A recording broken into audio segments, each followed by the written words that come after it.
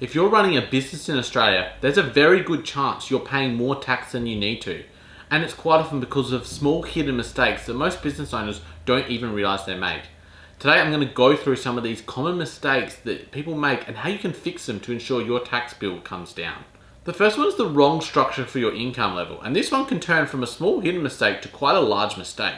And this is because what happens is people set up the structure based on what they think they're going to be doing on day one. And that's normally fine. You start this business and it trickles along, but over time it's slowly building into something different, and all of a sudden we get up here and our business is a whole different monster to what we thought it was on day one, but our structure has still remained down here. So what you need to be doing is actively reviewing your structure every time that something major happens or when there's significant growth in your business. And this is where you end up seeing the wrong structure for the wrong situation. I might see a sole trader who's earning in the high six figures, or I might see a company that's just set up way too early, or a trust that has no real plan. Instead, your structure needs to match your income, it needs to match what you need to live on personally, and it needs to match where your business is going in the future. If you can tick these three boxes, then it should mean that your structure is aligned, and that obviously should mean better tax benefits. We review this with clients every single year when we do their tax returns, we review it when we're doing tax planning with them, and then we proactively approach clients and say, is anything changing within your business? Let us know, because this might dictate that you need a structure change. The next one is missing or underclaiming deductions, and this one is huge. So many people miss claiming things they are legitimately entitled to claim, and this just reduces their ability to optimize their taxes. And a lot of this comes down to two main reasons. It's either a lack of education or it's a lack of record keeping, which quite often the lack of record keeping, and I don't mean to make a personal attack, but you'll know who I'm talking about, it can just be laziness.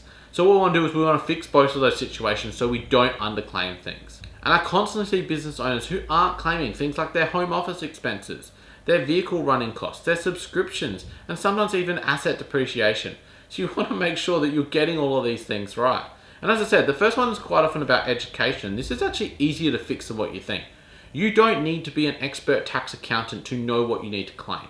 Instead, what I want you to think about is, are you using something within your business? And if the answer is yes, then the chances are you are going to be able to claim either all of it or a percentage of it. It's as simple as that. Does this have something to do with your business, and did it cost you money?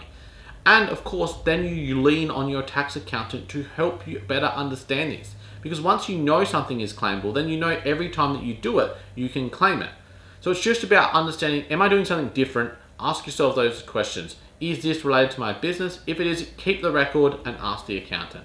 And record keeping is also quite easy because it is just simple. Do something.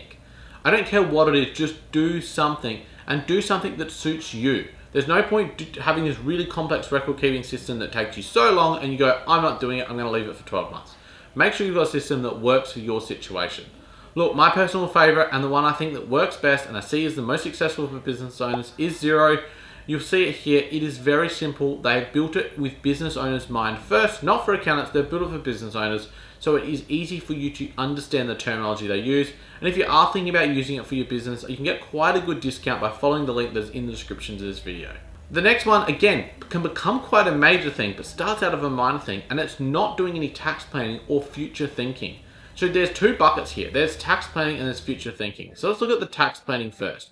And what I mean by this is you want to be having an idea of where your current tax position is. Is there anything you can do to improve that, and where that will sit you afterwards? If you're not doing tax planning before 30th of June, the chances are you are paying too much tax. That is the reality of it, and this is something you need to address ASAP. A lot of the conversations I have with clients in April to June are all about trying to save tax, but also about understanding their tax position.